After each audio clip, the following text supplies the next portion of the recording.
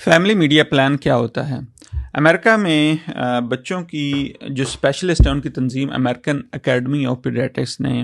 والدین کے لیے کچھ تجاویز مرتب کی ہیں کہ کیسے اپنے بچوں کو ٹیکنالوجی کا صحیح استعمال کرنے دینا چاہیے۔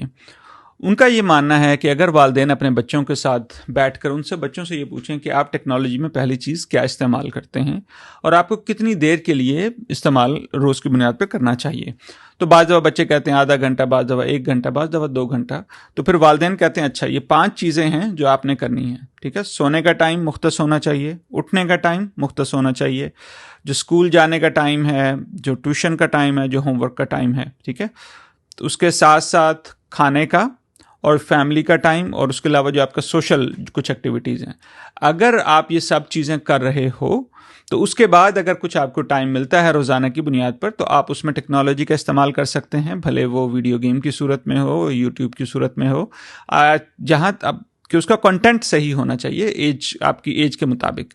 اور اگر آپ روزانہ کی بنیاد پر اس کو عمل پیرا ہوں تو پھر یہ کہ ویکینڈ پر ہفتہ اتوار کو یا اتوار کو آپ تھوڑا اس کا استعمال زیادہ کر سکتے ہیں، اور آپ والدین بتا سکتے ہیں کہ اگر آپ اس کو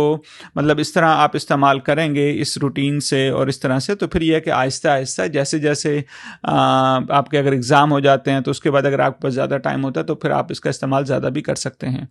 تو ماہرین کا یہ خیال ہے کہ اگر ہم اپنے بچوں کے ساتھ بیٹھ کر اس طرح بات کی جائے اور ان کو یہ سمجھایا جائے تو اس سے یہ ہوتا ہے کہ بچوں میں خود اعتمادی پیدا ہوتی ہے، بچے جو ہیں ان کا اپنے والدین کے ساتھ تعلق مضبوط ہوتا ہے، اور جو ٹیکنالوجی کے جو منفی اثرات ہیں جو جسمانی اس کے اوپر جس صحت پہ ہیں یا ذہنی صحت پہ ہیں، جیسے چڑچڑاپن ہے، پریشانی ہے، سٹریس ہے، نیند کا نہ آنا، ان سب چیزوں سے بھی بچا جا سکتا ہے۔